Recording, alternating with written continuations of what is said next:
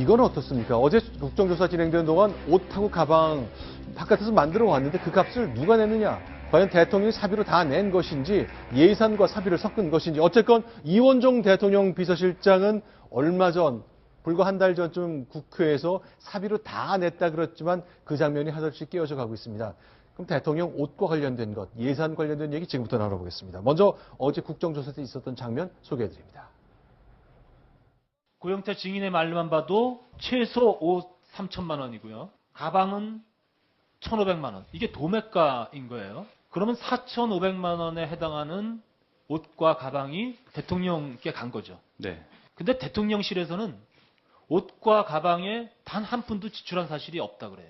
저는 이제 최순실 씨에게 돈을 받았기 때문에요. 그러니까 최순실 씨가 자기 개인 비용으로 돈을 주는 것 같습니까? 아니면은 청와대로부터 누군가가 대신 이걸 지불하는 것 같습니까? 본인 지갑에서 꺼내서 계산을 해주셨고 항상 네. 영수증을 드리면 그거에 맞는 계산을 해주셨기 때문에 개인 돈으로 주는 것 네, 같은 저희는 그런 개인 상황이었죠? 네네.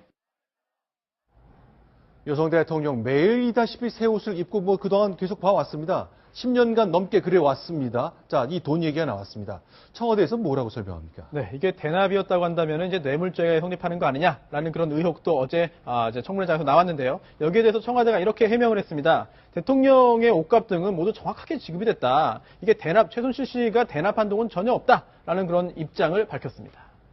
자, 그러니까 정확하게 지급했다. 최순실이 대납한 돈은 없다 그랬습니다. 그럼 누군가 냈다는 얘기잖아요, 정상. 네, 이제 이걸 조금 나눠서 봐야 될 것 같은데요. 네. 일단 그 청와대의 이런 연급의 그런 그 뜻은 의미는 이제 대통령이 개인 신분으로 옷을 만약에 구입했다고 한다면 이 부분은 대통령의 개인 돈, 즉 사비로 지급이 됐고 또 외국의 그런 그 해외 순방이나 이런 공무와 관련된 그런 공식 행사를 위한 공식적인 그런 그 비용 같은 경우에는 청와대 예산으로 지불한 것이다. 이런 이야기를 했는데요. 자, 용도에 맞게 정확하게 그러니까 대통령이 개인적으로 입은 것은 개인 돈 사비로 그러나 공식 행사용 이거는 개인 돈 아닌 예산으로 냈을 수 있다 그 얘기네요. 그렇습니다. 이렇게 두 가지 경우를 나누어서 오늘 청와대가 결국은 모두 정확히 지급했다라는 네. 그런 표현을 통해서 해명을 했습니다.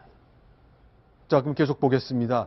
글쎄, 청와대 비서실장은 전에는 이제 사비로 다 냈다 그랬는데 조금 상황이 좀 설명이 달라진 거네요. 예, 그 전에 이원종 전 대통령 비서실장 같은 경우에는 그 많은 심지어 1년 동안에 입은 옷을 어느 언론이 계산해 보니까 122벌이나 된다고 하는 거 아닙니까? 그런데 그 많은 상당히 비쌀 그런 옷일 텐데 그 돈을 어디서 다 했을까? 이런 의문이 나왔을 때 이원종 대통령 비서실장은 당시에는 모두 사비로 지급을 했다 이렇게 얘기를 했지만은 어제 같은 경우에 정영국 청와대 대변인 같은 경우는 아니다. 이 중에서 공적인 것은 모두 청와대에서 내고 사적인 것은 그냥 개인적으로 산 거는 박근혜 대통령이 자기 호주머니 돈으로 낸 것이다. 이렇게 얘기를 했으니까 그거는 앞으로 청와대가 구체적인 해명 자료를 내놔야 할 것으로 보입니다.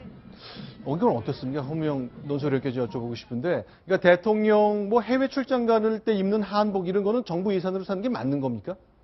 그건 당연한 거 아닐까요? 당연한 거로 보시는 거군요. 그리고 저도 기억이 나는데 오바마 대통령을 정상회담할 때 미국에 계신 우리 교포분들이 정말로 우아한 대통령, 우리 대한민국의 국격을 높여줬다.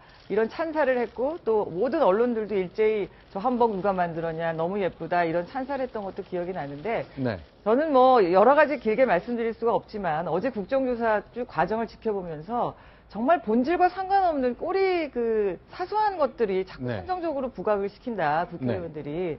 지금 국민들이 제일 궁금한 거는 지금 이 나라를 정말 무너뜨릴 정도의 이 최순실 국정농단의 주인이 누구냐? 대통령이 혼자 한 거냐? 아니면 대통령이 최순실 씨한테 어떻게 시켰느냐? 그리고 최순실은 안종범, 김기춘, 우병우 이런 수석과 비서실장의 힘을 어떻게 빌렸느냐? 그 과정에서 재벌들은 어떤 거래를 했느냐? 이런 본질적인 의혹에 좀 더 다가가가지고 이런 실체를 좀 알고 싶은 거였는데 어제도 보면 제가 쭉 지켜봤는데 옷값이 얼마냐? 가방이 어떠냐? 고영태하고 최순실의 관계는 어땠느냐? 어떻게 보면 죄송한 말씀이지만 우리 기자들보다 질문을 더 못하시고 국회의원분들이 너무 좀 수준들이 좀 안 되세요. 그래서 이게 도대체 이런 식으로 국정조사할 거면은 어떻게 이게 국민들 의혹을 해소시킬 건지 어제 저는 나온 증인들도 굉장히 답답했지만 질문하시는 국회의원분들도 너무 준비가 없고 성의가 없다 해서 좀 화가 났어요. 세비 받으시면서 이렇게 준비를 못 하셨나요? 그런 생각이 들었습니다. 네. 문제는 이 고영태의 가방과 옷이 왜 중요하냐면 네. 사실 그저께 재벌 대기업 총수들이 네.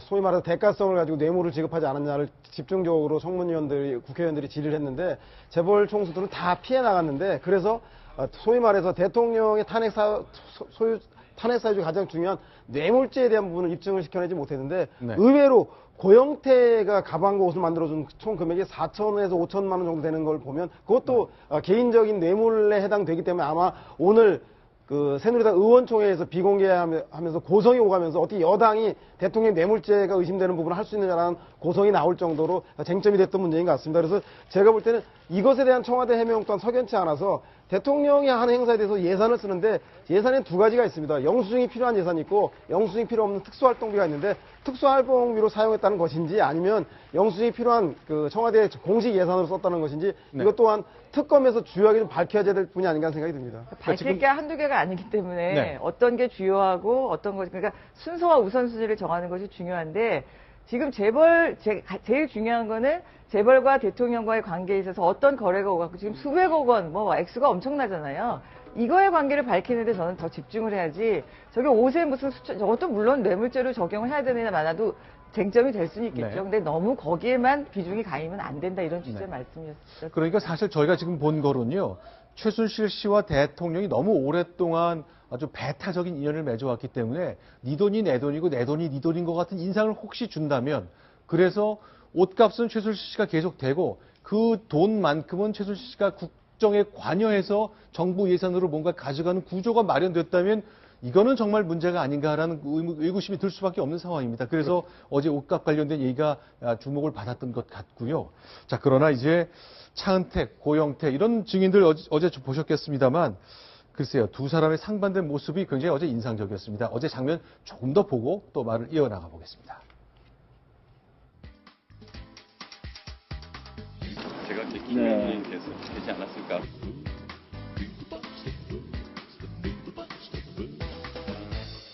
저는 고영태 증인을 판도라의 상자를 연 사람이라고 생각합니다. 고영태 증인이 아니었다면 오늘 이 자리는 없었을 것입니다.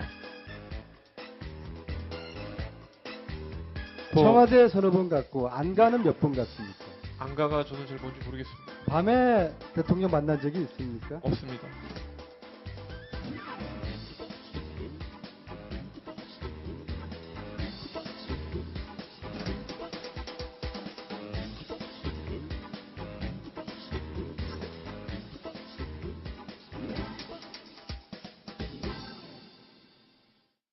자, 이제 대통령 가방 문제, 옷값 문제, 뭐 다 밝힌 고영태 씨, 뭐 저렇게 아주 자유분방하게, 뭐 자신만만하게 국회를 휘젓고 다녔다고 합니다. 예.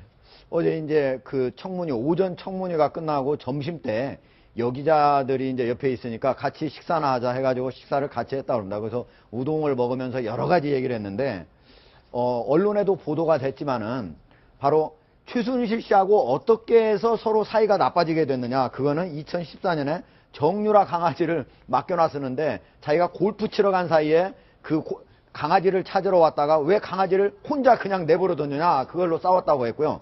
또 대통령한테 그렇게 많은 옷을 해줬잖아요. 근데 네. 대통령이 옷이 0.5mm 우리 얼마나 작은지도 알기가 어렵잖아요. 그런데 0.5mm가 안 맞더라도 야 이게 좀 안 맞는다라는 그런 표현을 자주 썼다 하는 얘기도 했다고 그럽니다. 근데 1mm도 아니고 0.5mm가 틀려도 굉장히 까다롭고 까탈스러웠던 것처럼 묘사를 하네요. 예, 어떻게 보면 까다롭고 까탈스럽다고도 할 수 있는 거고 어떻게 네. 보면 박근혜 대통령이 1년에 122벌의 새로운 옷을 입는 분이잖아요. 그러니까 그만큼 자기 의상에 대해서 상당히 꼼꼼하게 챙기고 여러 가지 그것이 어떤 국민들한테 어떤 모습을 보여주는 것인지 그런 옷을 통한 메시지 전달 이런 것들에 많이 신경을 썼다. 이렇게도 볼 수 있습니다.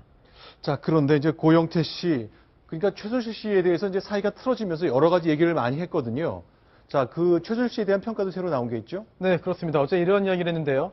최순실 씨가 세상에서 하나뿐인 캐릭터다. 즉 하나뿐인 성격이다. 이런 이야기를 했습니다. 그러면서 누구라도 일주일 정도만 같이 일을 하게 된다면은 내가 그동안은 정말 편하게 일을 했구나 라고 느낄 것이다. 이런 구체적인 이야기를 했는데요. 상당히 부정적인 표현이죠. 그러면서 어느 정도 사실인지는 정확히는 모르겠습니다만 만약에 어제 청문회장에 최순실 씨가 증인으로 출석해서 한 자리에 있었다고 한다면 과연 어떤 표정을 어떤 반응을 보였을지도 굉장히 궁금했습니다. 자체적으로 뭐라 했냐면 최순실 씨하고 같이 일하는 것 자체가 스트레스다. 이렇게 표현을 했습니다. 자, 다음 이번에 세 번째 소식도 넘어보겠습니다. 어제 이제 있었던 것 중에 최순실 씨 집안은 왜 이렇게 이름을 자주 바꿀까? 무엇 때문에 그러는 것일까 궁금했는데 그 질문의 일부가 좀 포함되어 있었습니다. 그 장면 소개하겠습니다. 수리고입니다.